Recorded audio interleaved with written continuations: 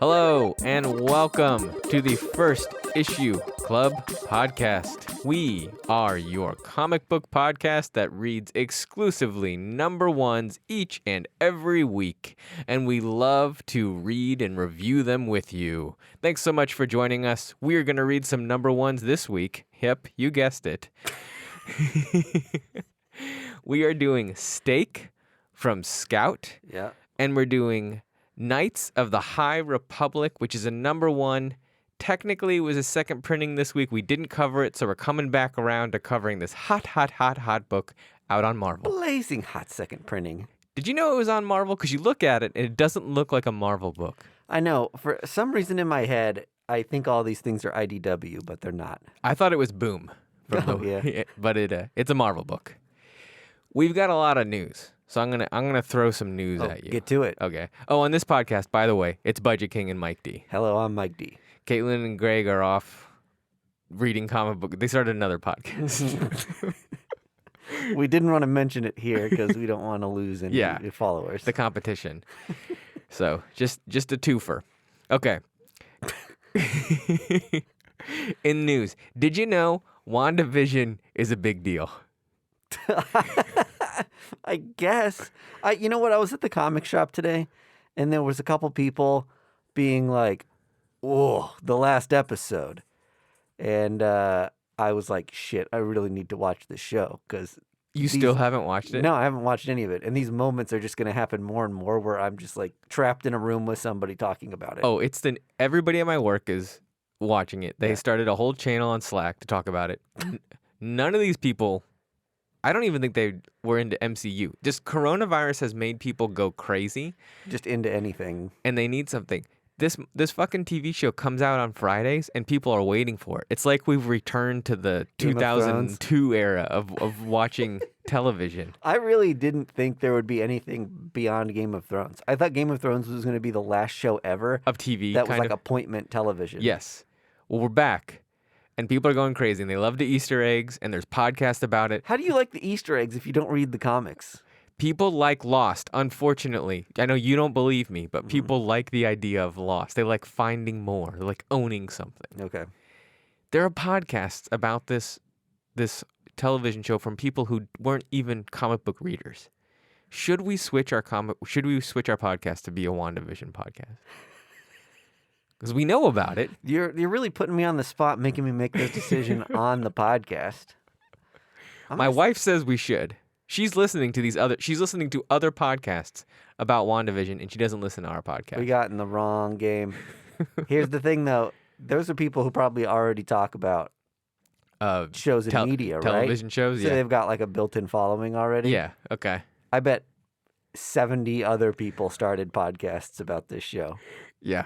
It's low-hanging fruit, though. When we started this show, we had a couple ideas for shows, and I wanted to do Fox's 911, the podcast, instead of First Issue Club. And I wanted to do a dramatic reading of one of the scenes and then recap and talk about each episode. In retrospect, that might have been a more successful podcast than First Issue Club. Fox's 911 is still on TV. It's the most absurd show on television. It's like full-blown bonkers. You're more into comic books than you are Fox's 911, though. I know. So I think Fox's 911 would have made us money, though. Good. Okay. Instead of just gotten us free comics every once in a while. More lucrative. Yeah. Okay. Did you know? Speaking of television, so we're moving on from. Well, yeah. Did you? So that piece of news was just that WandaVision's very popular. It's insane. It can't not be mentioned how big it is. I'm gonna watch it tonight. You should. I might do it on your account. Please do. Okay. Yes, I couldn't encourage you. Are you caught up? I watched half of the third episode. I fell asleep. Okay. I won't go past where you are. You can. I don't want to ruin your read receipts. Did you know? No, you'll be fine. Did you know that every episode is like a decade? I've heard that, yeah. Okay, cool. So you'll be in the Brady Bunch episode when you end the third one. Hey, all right. Okay. Speaking of television, Harry Potter, HBO Max television show. Oh, I didn't know that. Mm-hmm. And there are some various like comic books that have Harry Potter appear in them, One of them is a Marvel book that's kind of like specking, which is weird. I don't even know what that's about. I could tell you what it is. Is it interesting for me to tell you what that book is? Because I think it's fucking weird. It's called Love is Love, and it's a one-shot anthology of short stories by various creators benefiting the survivors of the Orlando nightclub shooting. It is the first official comic book appearance of Harry Potter. So J.K. Rowling wrote one of the stories in it? Oh, it's co-published by DC and IDW. I don't think she did. I think they just put Harry Potter in it. Okay. So if you care about first appearances, You think that first appearance is going to go up because they're doing a show? Come on. no, but that's news. That's the type of news that people want. Is from Harry me. Potter in the title of the show? Do you know what the title of the HBO Max show is? It's a great question. I don't know. Like they can't just redo Harry Potter because the movies, right? Right. Yeah. It might be like some side character or something like that. Do you think people will boycott it since J.K. Rowling is a shithead? This is where I wanted to go with that. Okay. I think there are some people who are like, oh, somebody can be bad. Mhm. And, that doesn't destroy their art. Yes. She's enough to... I'm familiar with it's 2021. I'm very familiar with art versus artist. Got it. She has, like, tripled down on being a complete shithead Yeah. about trans stuff. Right. That I'm like, I don't know that you can fuck with her art. Yeah, I agree. Like, I don't care how much of a history it was in your childhood and, like, you, like, let it go. It's like, she still created it. It's all from her mind, and she's a hateful person. Yep. I don't think let it ruin your past experiences Sure, with the there you stuff go. you've had. Yeah. But moving forward, I wouldn't feed her money empire. Right. Yeah. So, That's where I stand. well, we agree on that. I've had Okay. lots of discussion, and never once had we gotten to an agreement so quickly about that. All right. I think it's because both of us are not Potterheads. Let me pose this question to you, though. Okay. I'll call this the Roseanne Barr argument. Wow. Big fan. Roseanne. Uh-oh. Oh, X fan, sorry. There we go. Roseanne Mm-hmm. tweeted that a African American woman was like an ape or something, Yes. and was rightfully canceled by culture. Right. The canceled by culture. You like that? I just turned the phrase around to explain the action. Yes. Culture. We cancel you. Then ABC, CBS, whatever station it was on, kept her show going, but as the Connors. So they wrote her out because why should all of these good people suffer and their careers suffer because she did a shitty thing? Yeah. And they got like kind of like bigger stars to kind of appear on the show after Right. that. Yeah. I'm sure Roseanne still made money. She was, without a doubt, had to be a producer or something on the show. Has to own some right or stakes in the Connors, right?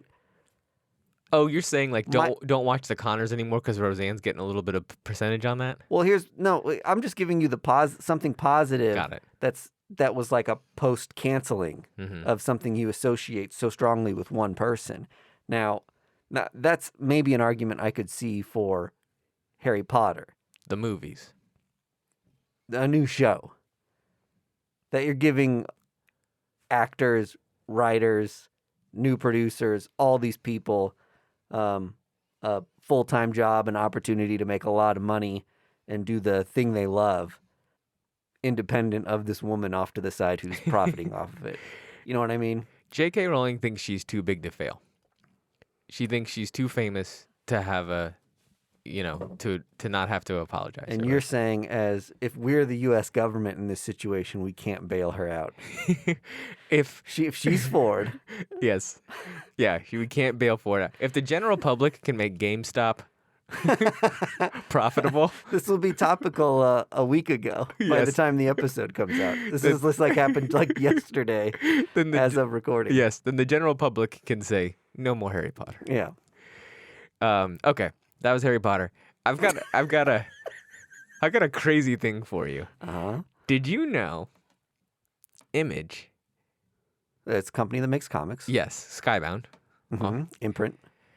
are sending out surveys saying, "Would you like to go on a cruise with us? A fan cruise?" I'm trying to even think what the fuck that would consist of. Like being stuck on a boat with nerds. And like hyper nerds. Like it's not DC and Marvel nerds. Yeah. It's Image nerds. If I had to be stuck on a boat with comic nerds, it would definitely be Image comic nerds. Same. Yes. Yeah. So yes, and of all of the nerds in the world that I want to be on a cruise ship with, probably Image nerds. Yeah. Like there's a Kid Rock cruise ship. I don't think I'd go on that. I think there's a Warp Tour cruise ship. I'll probably skip that one. I would skip that one too. Okay. It just doesn't sound that appealing during coronavirus. Oh, it's supposed to happen No. imminently? I think it's post, but even like the fact that the they're idea? like, yes. It's like, don't promote it now. Yeah, even if it's just I think the survey is to test, sincerely Just gauge test interest? Yeah, testing the water. Oh, man. I hope they're throwing out a lot of other ideas with that one because there's no way that's happening ever. I don't think it's going to be very lucrative. What would it take for you to get on that cruise ship? Like, what would have to be on the boat? I don't like cruise ships. I'm an anti. So that's what I'm saying. What Yeah. would it take? Nobody likes cruise ships. Nobody in our generation, let me put it, likes cruise ships. likes to enjoys the endeavor. If you're under 50, you're probably not a huge fan I of guess cruise ships. if I'm bunking with Donnie Cates. Yeah, that's what I'm saying. Like, you'd have to have, like, a creator in the room with you that you get to spend tons of personal time with. And not just a generic. It has to be one that I have Like Robert Kirkman or Brian K. Vaughan has to, like, have dinner with you. Room with me. No, I need to spend, like, every waking hour with them. Dinner with them is not enough. I need to go to bed and we need to, like, talk about our secrets. So in this scenario, you're not leaving your room of your cruise ship. Unless Brian is. So I think in most cruise ships, you're not in your room, like, hardly at all. Is that probably is That's how, the idea. Yeah. You're Okay, like well, always doing something. We'll have cocktails in the pool together. That sounds better. I'm more on board with this. Okay. And then there'll be like a rave. We'll go to that. Mhm. Yeah. Well, there's probably a movie theater. We can Yeah. see some movies. Otherwise, you're just in a room that rocks back and forth. That's where I want to spend my time with them. I got so many news. There's more news? Oh, I'm gonna news you out. Okay. You're gonna be so newsed out. Okay, this is comic books about this week. I found this interesting. This is comic books about this week? These are some news about comic books this week. Okay. Yeah, that came out. Do you know about Wolverine #1? Did you see the cover? Of Wolverine #1? Sorry, Wolverine #9. I've lost my mind. With just the hand up for auction. Yes. Yeah. Yeah. Did you know that they are introducing this thing called the Legacy House? Never heard of this. So they are collectors of superhero rare artifacts, mutant artifacts. So in theory, I haven't read the comic, but you're led to believe that the Legacy House have somehow found the hand of Wolverine and are collecting it. I thought it was a cool introduction into the Marvel Universe. That is cool. So I want to read. I haven't read Wolverine #9, but I want to check it out. I haven't read it either. I have it coming in the mail. You do? Mm-hmm. I didn't buy it at the shop today. During my COVID scare, I ordered this week's books online because I didn't think I'd get to go to the comic shop this week. Got it. Turns out I could. I'm negative. Well, let me know how it is. I will. So, are we supposing then? You don't know the answer to this because you said you haven't read it. Yeah. Just fun to speculate. They chopped it off? They chopped it off and he grew it back. Oh. Yeah. And so someone preserved just like an extra Wolverine hand laying around somewhere. Yeah, and I would love if it's commentary on the comic book spec market. But here's the thing, there's adamantium in it on the cover. Right, so they can't. How do you cut adamantium? That's what I was going to say. I don't think they can cut it off. And I don't think you can grow back more adamantium. Yeah. Unless this is pre-adamantium. And then they dipped it in adamantium? I don't know. We got to read. This is why you don't. Or maybe it's a fresh cutoff hand and we're moving into, Age of Apocalypse? Yeah. Wolverine, remember when he used to have the silver cap Mm-hmm. on his arm? Maybe we're doing that again. We can only know in a week when you get the comic book. Yep. I can't wait for another week to pass so I can read this comic a week late. All right, I got another one for you, and this one is I just want to rant a little bit. I'm interested in this. Okay, I'm ready. Do you know about the publisher Behemoth? I know the name. I can't name a single comic they've done. They do a lot of these things that might, like A Girl Walks Alone at Night. They did that comic book. Oh, okay. Hotline Miami from the video game. Yep. Okay. They released a one-shot comic book today called 2020. Mm-hmm. And the premise for it is a post-apocalyptic warrior reaches the end of a long hunt for mutant giants in an abandoned city at the end of the world and can finally rest. 2020 is behind us now. Just a one-sentence synopsis. Yeah, so it's like essentially it's an apocalyptic book celebrating the end of 2020. Maybe, from what I hear. I haven't read it. I couldn't tell from that synopsis, to be honest. Okay, it looks cool. It looks amazing. Okay. My thing is, in March, they're releasing a complimentary 7-inch vinyl for it. What? Huh. And I went to their Facebook, I screenshotted it, and one person said, "That's rad." Somebody else said, "Hell yes." Who's going to buy this vinyl? Let me retrace some of the steps that I just had for you. We cover comic books more than most people. Uh-huh. You weren't familiar with Behemoth. No, right. You weren't familiar with this comic book coming out. I don't understand what it is from the synopsis. There's a 7-inch vinyl who has no artist listed on them. Who is buying this vinyl? Hot Topic guy. Hot Topic guy that likes covers? That likes comics, I guess. Okay. As a person who's released and published and sold 10 vinyls in my lifetime, 24 CDs, none of them profitable. I'm curious if this was the model I missed out on. Yeah, it probably was. Okay. Yeah. So that's it. Not that the vinyl looks cool. Good job, Behemoth, doing something crazy. Let me know how it works out for you. It's one of those things where, sports players want to be rappers and rappers want to be actors. This is the Shaq Diesel of the NBA. Yeah, sure. This is the Shaq Diesel of the NBA. Yes. Behemoth wants to be a rock star. And they're going to do it, I think. They're going to make a vinyl. Yeah. They'll lose money. I hope. Well, I don't hope so. I hope it's profitable for them. Same. Okay. Without further ado, let's Get this podcast started.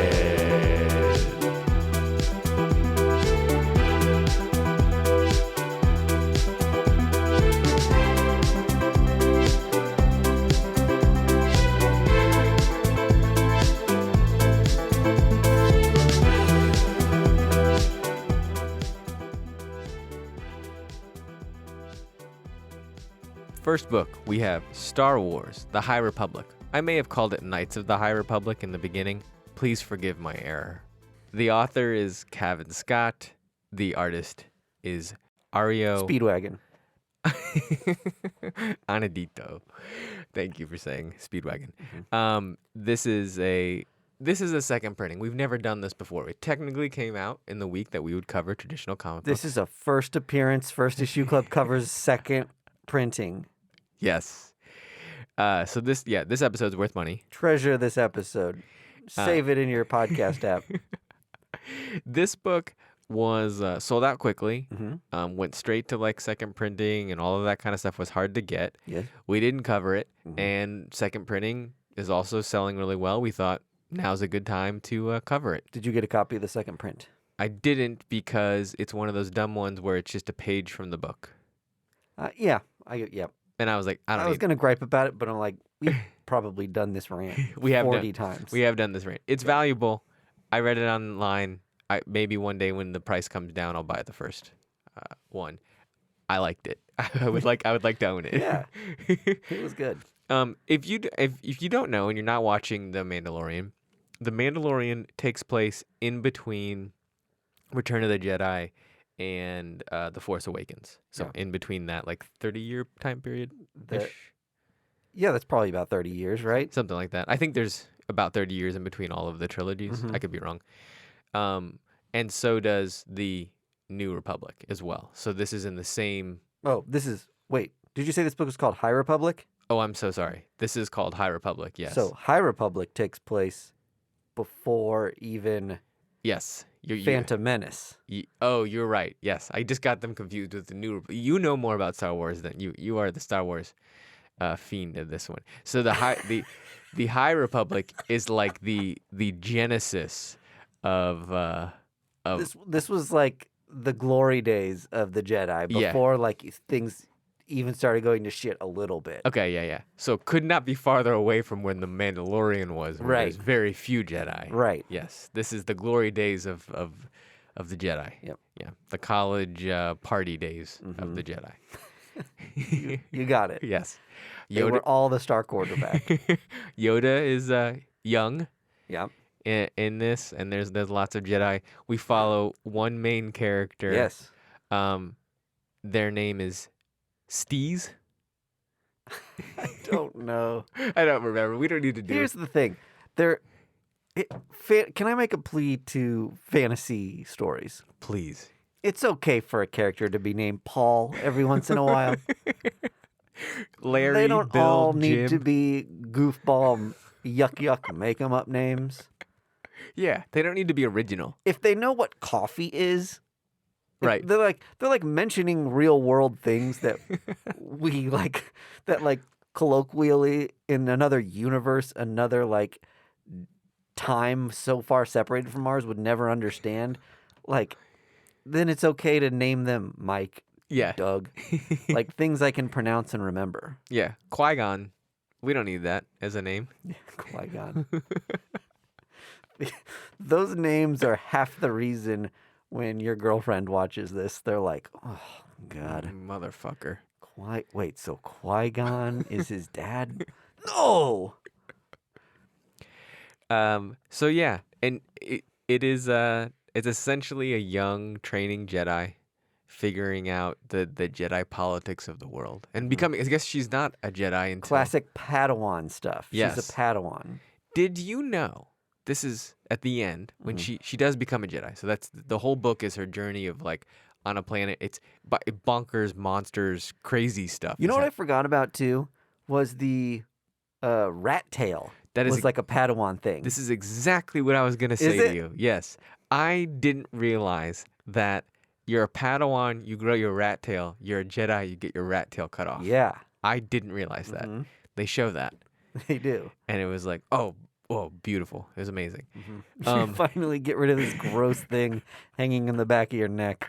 So when you are a nerd and you're growing a rat tail and you call it a Jedi rat tail, you actually need to be specific that you're not actually a Jedi yet.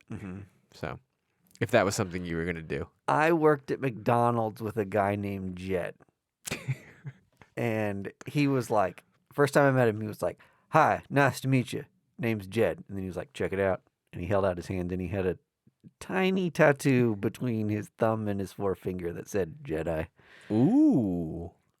And then almost immediately after, he goes to empty the grease tray and fucking drops it on the ground.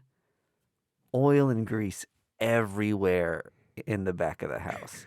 And the floor at a McDonald's in the back is already like a skating rink. So it was just a disaster. I think we might have had to close the restaurant. Are you serious? I think we had to close. Oh, this comic book has Jedi. It has learning. You've been trying to give this just some vague synopsis about like there's a monster planet, Jedi becomes a Jedi. What can we? I mean, it's a lot, Yeah, well, but it's not. Yeah. I know. That sounded like a joke. I think it was a very easy to follow story. Maybe that's just because I'm familiar with all the Star Wars like names and nomenclature. Yeah. Well, when I got done with this book, I was like, oh yeah, that's the marker of a good first issue. Is seemingly vast, but also very easy to dive in and focus in on one story that you care about. Yeah. That's how you do a book right. Right. Marvel put some good editing into this. I think that it's going to be a strong book. Yeah. They launched a new character, and this new character is like fun to follow. I keep on bringing up the monster things because like the artwork and the monster shit, and they also promised more monsters in the editor's notes, was like, it was insane. I felt like it was like kind of came out of nowhere and was beautiful. Yeah. So, One-Armed Willie is, he has another name that's not Jim, Steve, Larry. It's like Scar. It's 3 S's because he's like a snake. Yeah, it starts with double S. Yeah, so it's like... It's a rule for reptile people. Yeah. That their names have to be slithery. He looks kind of like Bosk, the bounty hunter. Yes. He's gonna be the bad guy, I guess. Oh, do you think? Well, So here's the situation. yes, okay. He's the Jedi Master, Mm-hmm. and he's been training the Padawan, who's the main character in the story. Mm-hmm. The beginning of the story follows her trial on the planet that gets attacked by monsters, wherein she's supposed to pass to like become a Jedi Master. Mm-hmm. He seems not super stoked that she passed her trial. Yes. And then she's like crying happy at the end, and he walks into a room and yells, "No!" And like rage cries. Yeah, Because I'm guessing that his plans were thwarted? they had to have been. Yes. And you think he has noble endeavors. I think he had malicious endeavors. Yeah, you think he's a bad guy. I think he's going to turn out to. Well, because here's the thing. If he's not the bad guy, there is no bad guy in this whole comic book that we get for like knowing what the next issue is. That's true. So I think they had to set up who is the bad guy. Yeah. And we're just going to find out what his nefarious intent was later. Mm-hmm. My assumption was that he had grown like to have a father-daughter Oh. relationship with his Padawan, and now that she's become a Jedi Knight, he like fears for her life. Okay. I could see that too. Therein lies this being a good comic book. Yeah. One gripe about Snake Guy, Mhm. the way that he's drawn, he doesn't have like a neck, Oh, yeah. and he looks like Jim Rat. yeah, he looks like terrible. Like he doesn't look. He looks terrible. He only has one arm, Mm-hmm. and he doesn't look like an opponent. He's or going to grow his arm back. or a foe. Yes, yes. They mentioned those thing with his species. So you just think he looks shitty.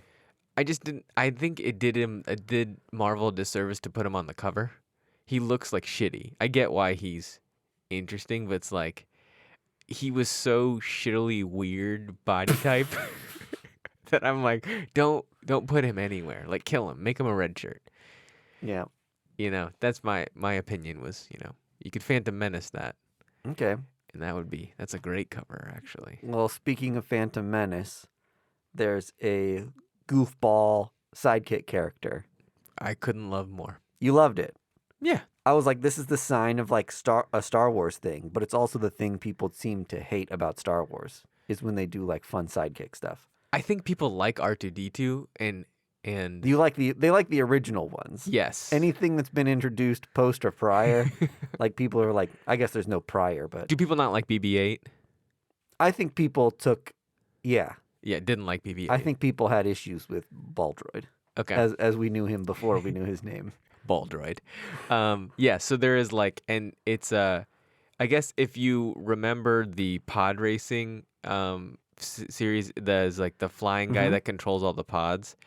This looks like a Watto. There we go. Looks like a baby miniature Watto, like Yeah. a fly guy that flies around. Yeah, and- like an ugly fairy. yes, yeah, and I found it I don't know, humanizing. Yeah. This is a great comic book. There's a reason it sold out. I love when a comic book sells out because the story is good. Yeah. That warms my heart, my little heart. I Ditto. don't know that that's why this comic book sold out, but it certainly contributed to it. Yeah. Well, the funny thing, it's funny to say like Star Wars first appearance because every Star Wars comic there's got to be like fucking millions of them. Right. But I don't know, people just attached with this character enough. Yeah, I think it's cool. I think like with the hype of Mandalorian, Uh-huh. people are like, "Oh, new Star Wars shit. Okay, fine." Are we sure it's the first appearance of this character? Oh, it may not be. I may have said that, and it actually 100% may not she be. could have ended up in Yeah. other comics as an older woman. Yeah, totally. So This is some of the earliest Star Wars mythology that we're getting. yes, so this would be her backstory if she is somewhere else. Right. Yeah. Which very likely. I don't actually remember this being a first appearance, so I think you're right. I think it's probably not a first appearance. Okay. It's just a very hyped up book. Okay. So it's refreshing to like have an entry point. Marvel's been doing so many Star Wars things that it's like, here's a new thing. You don't need to know other stuff. Yeah. Join it if you want. So did you see that IDW is publishing a sister book to this? Really? Yeah. It's basically like same world, some of the same characters, but geared a little more for kids. This artwork looked like the type of IDW kid artwork that they do, which I actually like that style of artwork. Interesting. Yeah, it That's comes out cool. in, next week, so it'll be today when this podcast comes out. What a cool partnership for Marvel to do that with. To be like, hey, we understand you got the kids stuff. We're doing this thing over here if you want to collaborate. Star Wars Adventures comes out on IDW right now. Yes, yeah, exactly. Yeah. So, well, cool. Yep. Way to go, IDW. You did it. High Republic. Star Wars. Comic. Padawan. Braid. Qui-Gon. Jerry. You win. Thank you. I weirded you. I out-weirded you.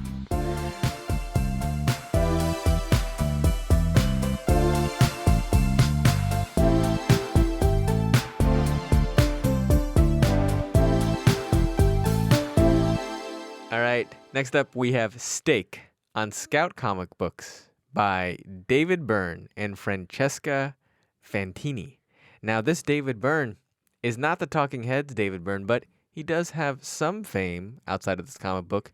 He's one of the co-publishers of Scout Comic Books.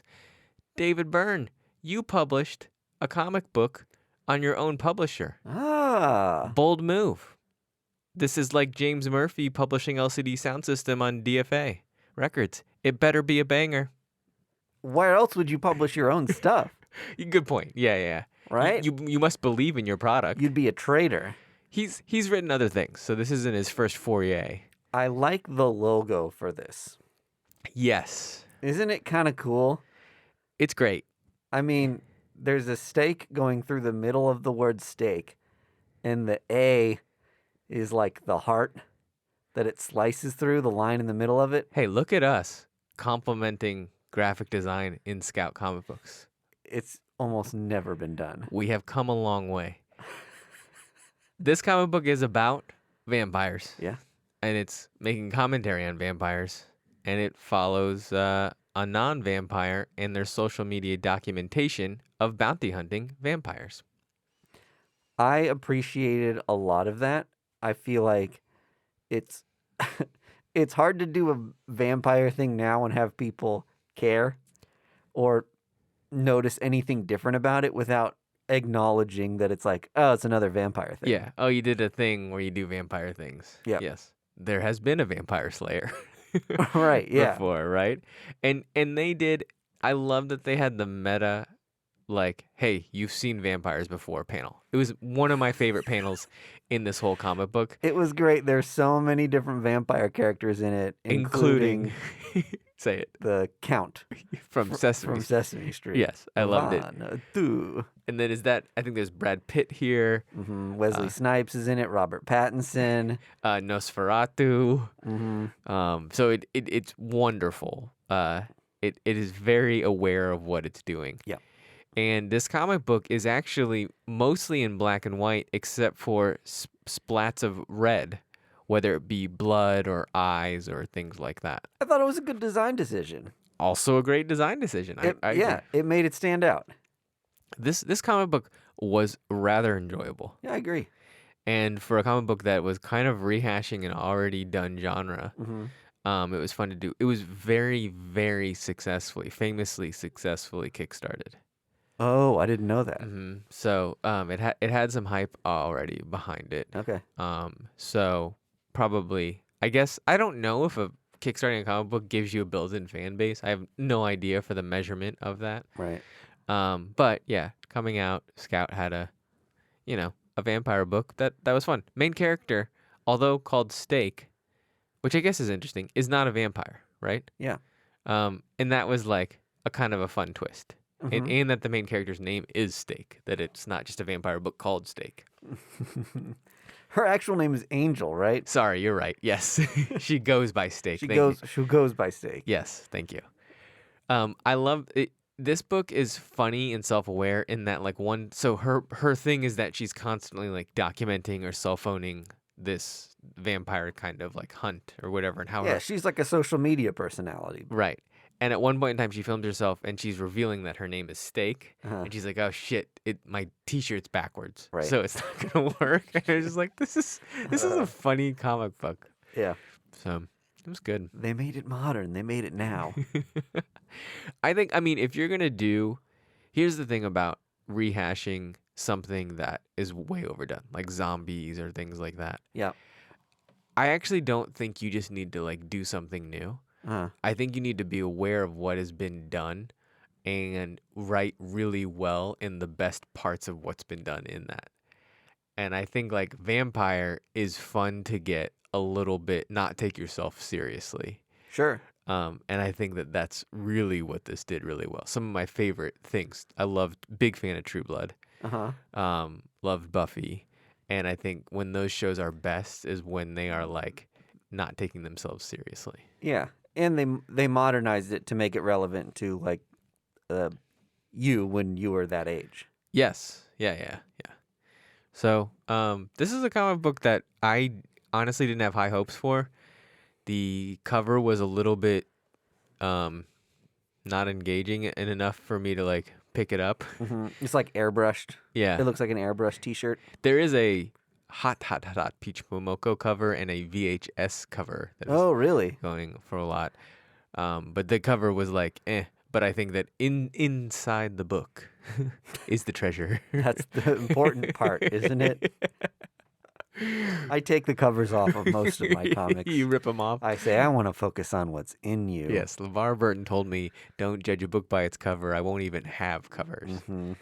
Easier to read when you can make your own paperbacks, is what I say. Rip the hard covers off of the front of your comics.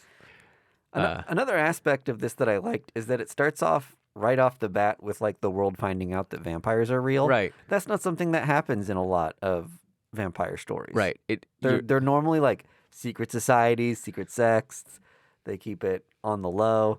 This is like Times Square is showing a guy get his like heart ripped out by a vampire. Yeah. It's true. I'm honest. I think True Blood kind of led the way in that. Like True Blood. I never saw True Blood. So True Blood famously starts in that the product True Blood is released. It's artificial blood, which now makes it acceptable for vampires to be out and about because they don't have to get blood from humans anymore. They can go to a bar, order blood. Oh. And this is like produced. Oh my God. By the world. What a great idea. Yeah, that's what True Blood is. Yeah. I love it. Yeah. Oh, maybe I have to watch True Blood. Does it stand up to time, you think? It is really enjoyable, but it was written to be like a southern kind of raunchy sex thing as well. Not sex thing, but like have some of that like romance and stuff. And it does that, but it's like I watched it with my mom. Yeah. And at one point we both were like, I don't think that this is a mother-son show when there's like a 12-person orgy happening. So I don't know, and I haven't watched it again, so I don't know if it stands up the test of time. But this is kind of early on when HBO is being like, yeah, we do shows. We do a shit ton of shows. Yeah, right. So okay. It's okay. Steak. I think that there was a handful of indie books that came out this week. There was another Scout book that came out. I read them all. I read every #1 indie book that came out. You read a Source Point Press one? I read 2 Source Point Press ones. Yes. How about that? This is the clear, far and away winner of indie #1 books that came out this week. That's why we're talking about it. Yeah. So. Steak, you've prevailed. Even the sequel to Dead End Kids came out. Suburbs. Oh, or something yeah, like that's that. right. Yeah. I saw that. Yeah. This was still better than that. Wow. You win, Steak. Bravo. Steak, I don't know if you know how special this is. I don't think, I don't think they're aware. So. Steak, you're beautiful. And I mean like legitimately, actually beautiful. On the inside and out. And outside. Mm-hmm. You have something, you have that spark. A top of the line dime. High end. Ooh la la. Yes. People will pay high dollar for you. Yeah. All right. Cool. That was the show.